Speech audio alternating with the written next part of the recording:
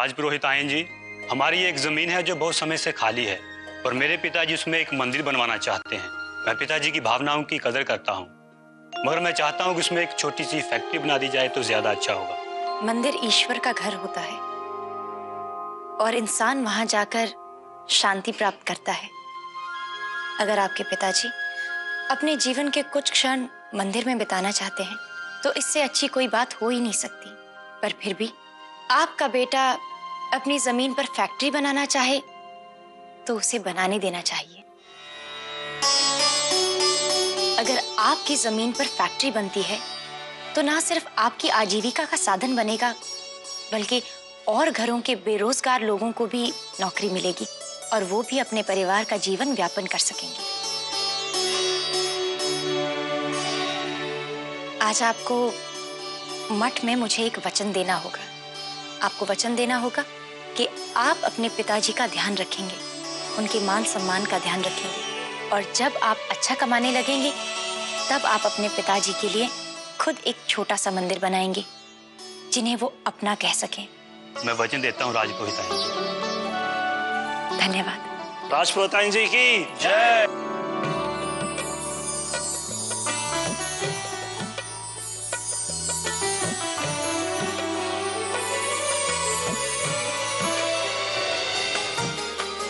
आपसे कुछ बात करनी है राजपुरोहित जी। जी कहिए।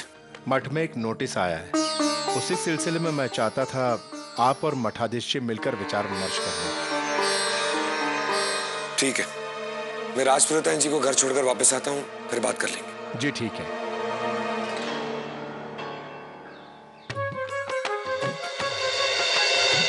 सब ये चाह रहे थे कि अच्छा फैसला हो और उसने अपनी बेटी का नाम सरस्वती रखा क्योंकि वो चाहती है कि उसकी बेटी खूब पढ़े लिखे और बड़ी विद्वान बने। इतनी गरीब होकर भी वो अपनी बेटी के लिए कितना कुछ करना चाहती है। राधिका क्यों ना उसकी बेटी की पढ़ाई की जिम्मेदारी ले, ताकि उसे कोई तकलीफ ना हो। ये तो बहुत अच्छी बात है। वो तो वैसे भी अपनी बेटी की परवरिश में कोई कमी नहीं छोड़ेगी। मेरे बाबा ने कितनी मुश्किल से अपना पेट काटकर मुझे पढ़ाया है, ये मैं जानती हूँ। मैंने देखा है ये।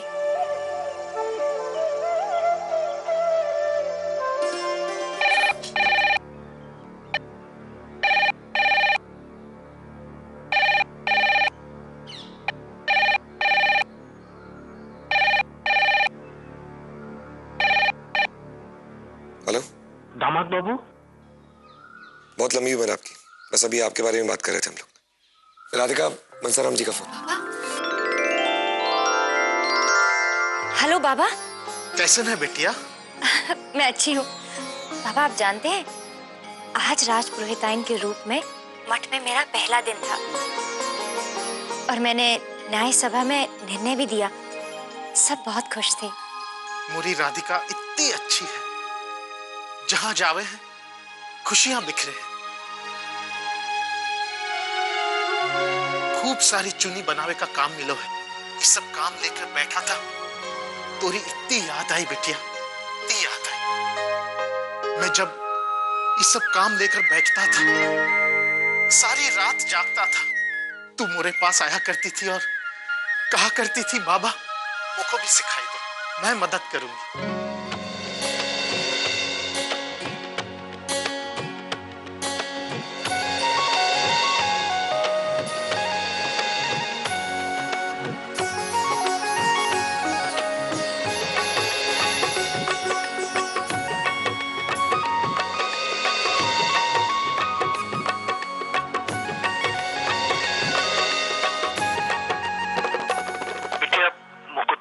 याद आ रही है, काश तू यहाँ होती। कोई नहीं बिटिया, तेरी आवाज सुन ली ना, बस। अच्छे से रहियो बिटिया, खुशी से रहियो। मुझको जावे का है, बहुत सारा काम निपटावे का है बिटिया। सुखी रह।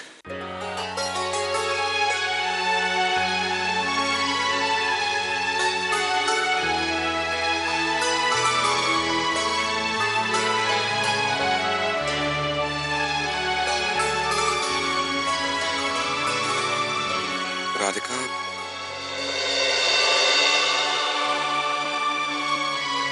याद आ रही है तो थोड़े दिन मनसाराम जी क्यों हुआ? नहीं नहीं, ठीक है। तुम दोनों कब आए? बस अभी अभी। और देखिए ना, मनसाराम जी का फोन आया था, वो राधिका को याद कर रहे हैं। मेरा ये कहना है कि थोड़े दिन वहां हुआ है, पर कह रही है नहीं। मुझे यहाँ रहकर आपका ख्याल रखना है, घर संभालना है, और अभी अभी तो मठ का काम भी। राधिका, 2 दिन हुआ होगी तो कुछ नहीं हो जाएगा। सही कह रहे थे राधिका, तुम्हें चिंता करने की कोई जरूरत नहीं है, सब कुछ ठीक हो गया है यहाँ। बस अब जाओगी?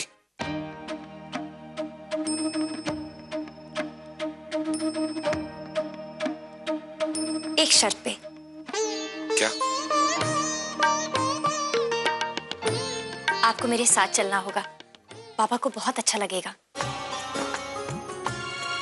राधिका, फिलहाल तो मुझे मठ वापस जाना है और मठाधीश जी के साथ किसी जरूरी मसले पर बात करनी है। मैं रात तक रावल पहुंच जाऊंगा।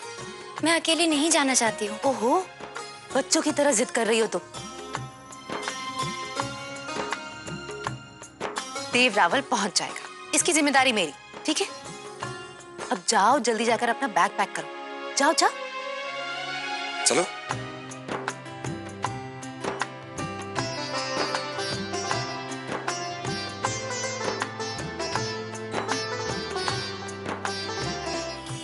मठ का काम जल्दी से खत्म करके आइएगा, मैं इंतजार करूंगी। मुझसे सबर ना होए, प्रीत ने प्रीतम मान लिया तो ओ पिया,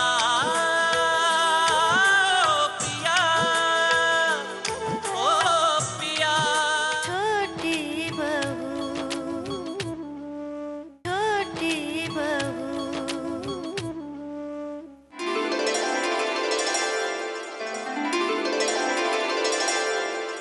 छोटी माँ, इतना सब सामान?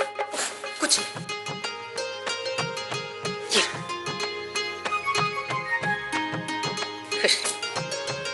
जाओ जाओ, जल्दी जाओ।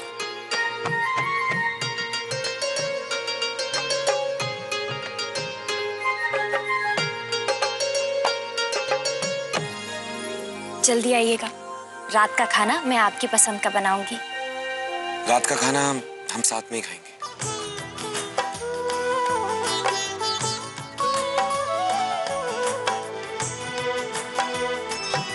धूप धुल जाएगी, दूरियों की प्रेम की ऐसी बरसात होगी। रह गई है जो आधी अधूरी, हाँ पूरी वो हर बात होगी। मैं मन को समझाऊं, मन समझाए मोहे, प्रीत ने प्रीतम मान लिया तो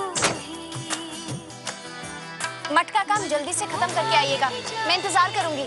मुझसे सबर ना होए, प्रीत ने प्रीतम मान लिया तो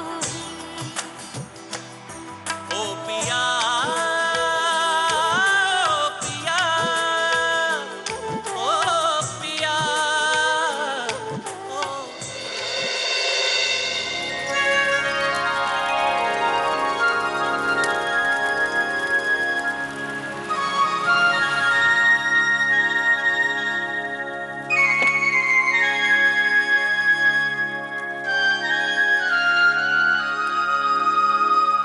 बहना, बाबा देखो बहना ही है। कैसा है रे छेनू? अच्छा, ए बाबा। राधिका बिटिया, खुश? चंदा तो ठीक है ना? मैं ठीक हूँ। बिटिया, तूने हम लोगन को तो चौंका ही दिया। बताकर आती तो आप सबके चेहरे की खुशी कैसे देख पाती? अरे बहना, मुझे तो विश्वास नहीं हो रहा है कि तू सच में आई है। क्यों, चिकोटी अरे काटूं? नहीं नहीं, रहने दे।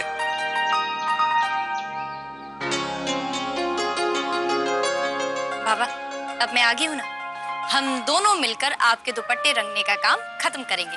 हाँ हाँ, जरूर करियो बिटिया। पहले तनिक बैठ कर सांस तो ले ले।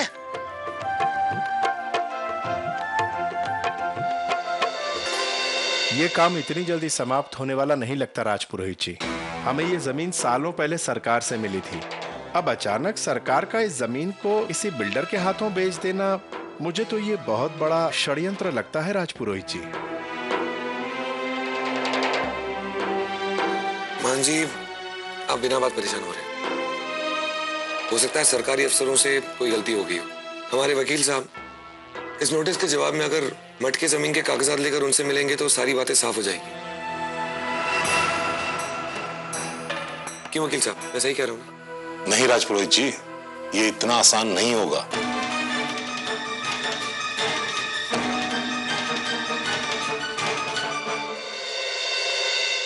अरे वाह, देखो अम्मा, ये कितना सुंदर है। सच में बहुत सुंदर है। और अच्छा कैसे ना होगा, तेरी बहना लेकर आई है। बचपन से ही से कितना ख्याल था ना तोरा, तोर पसंद नापसंद सब कुछ जाने है। और मेरे लिए भी कितना सुंदर हार लेकर आई है। इसे कहे हैं बिटिया कि ससुराल में भी जाके माँ बाप का ख्याल ना छोड़ा इसने।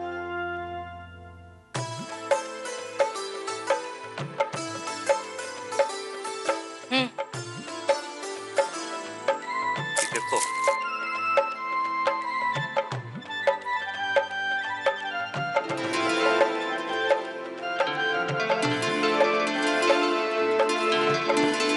अरे वाह। वैसे जीजा जी कब आने वाले? उन्होंने कहा है कि रात के खाने तक वो पहुंच जाएंगे।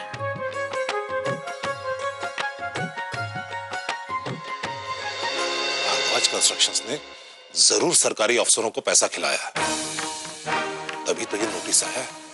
अभी तो केवल मठ की भूमि का अधिग्रहण हुआ है।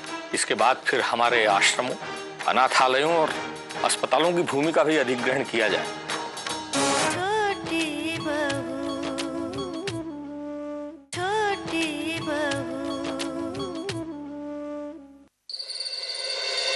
भारद्वाज कंस्ट्रक्शंस ने जरूर सरकारी अफसरों को पैसा खिलाया है, तभी तो ये नोटिस आया है। अभी तो केवल मठ की भूमि का अधिग्रहण हुआ है। इसके बाद फिर हमारे आश्रमों, अनाथालयों और अस्पतालों की भूमि का भी अधिग्रहण किया जाए। बात राजपुरोहिताई की धरोहर की है, उस धर्म की रक्षा की है जिसका भार राजपुरोहिताई के कंधों पर है।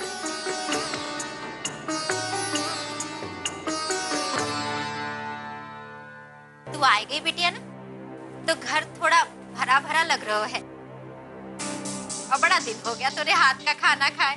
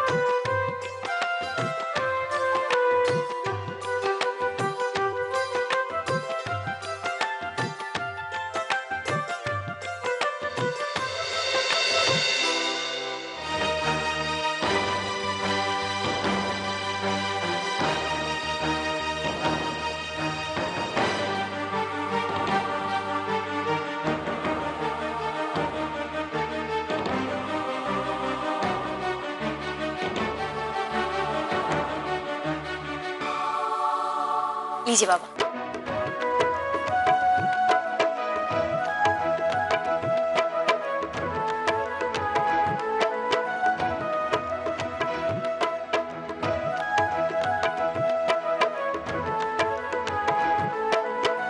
बिटिया,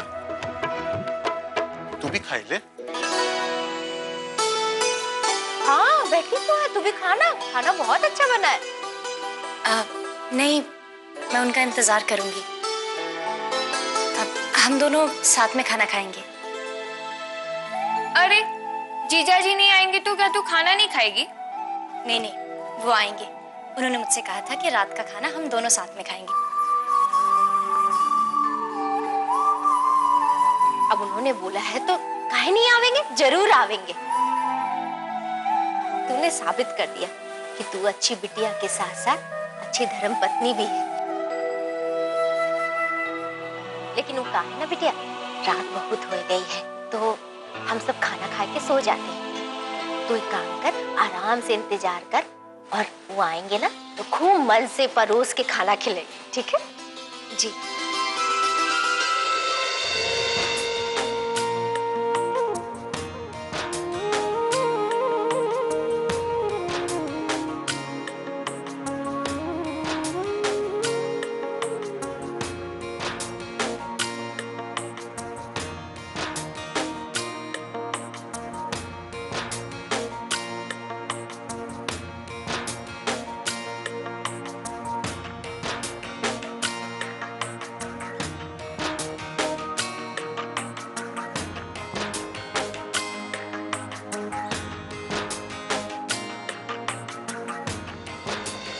क्या हमारे पास कोई और पेपर्स भी होंगे जिससे ये साबित होता है कि एक्सक्यूज मी,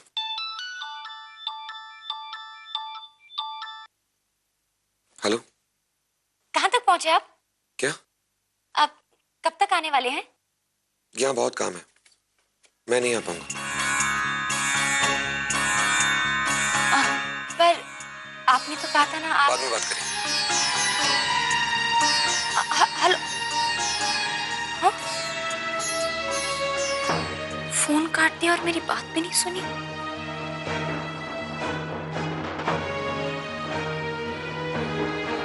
ऐसा क्या हुआ होगा? क्यों किया उन्होंने ऐसा? पूछ के देखती हूँ। हाँ,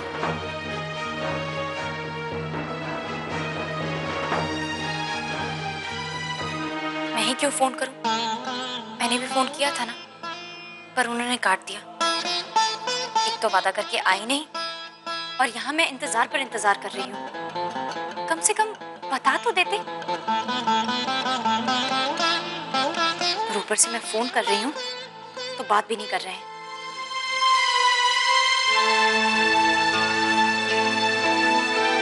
किसी काम में फंस गए होंगे। पर बता तो सकते थे ना। इस तरह से फोन काटने का क्या मतलब? वो बताते तो क्या मैं समझती नहीं? पत्नी हूं उनकी, कोई अजनबी नहीं। ठीक है वकील साहब, तो यही ठीक रहेगा। और आपके हिसाब से इस फाइल में वो सारे कागजात हैं जो हमें सरकार को दिखाने हैं। तब लगता है हमसे हमारी जमीन कोई नहीं छीन पाएगा, है ना वकील साहब? बिल्कुल राजपुरोहित जी, बस मुझे तो ट्रांसफर डीड के एग्रीमेंट की चिंता थी, पर अब तो 80 साल पुराना डॉक्यूमेंट मिल गया। मठ में सारे पुराने कागजात बहुत संभाल कर रखे गए हैं वकील बाबू। वकील साहब, अब आज रात को ही दिल्ली निकल जाइए। मैं कमलेश जी को फोन कर लूंगा, कल सुबह आकर आपसे दफ्तर में मिल लेंगे। मैं अभी आया।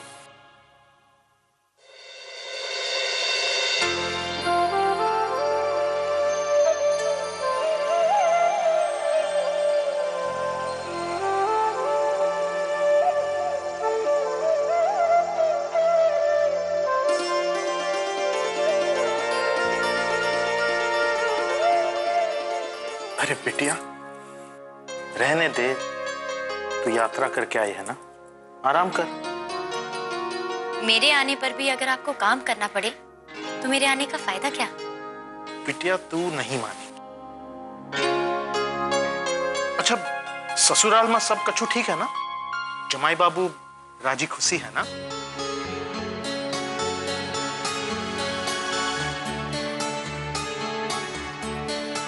हाँ बाबा, आपके जमाई बाबू यानी राजपुरोहित जी अच्छे से हैं और सब काम अच्छे से संभाल रहे हैं। वो तो है बिटिया, उसे अच्छा राजपुरोहित हो ही ना सकता।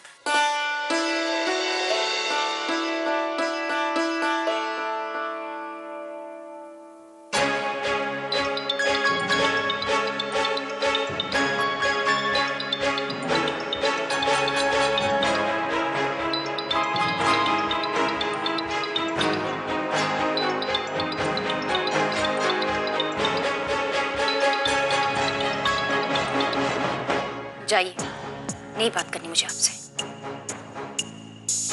कौन का फोन था बिटिया? इतनी रात गए?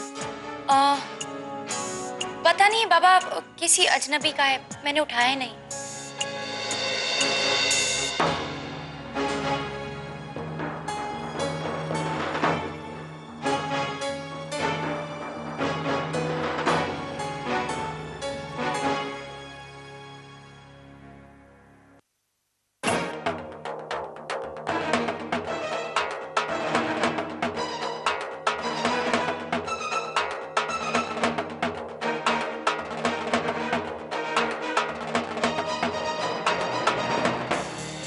लगता है मुझसे नाराज हो गई। मेरी ही गलती है। एक तो मैं वक्त से रावल नहीं पहुंचा, और जब उसने फोन किया तो मैंने ठीक से बात भी नहीं की। देख बेटा, तुझे तो सूली पे चढ़ा देना चाहिए। अब तो आकर भी मनाएंगे ना, तो भी नहीं मानूंगी। देख लीजिएगा,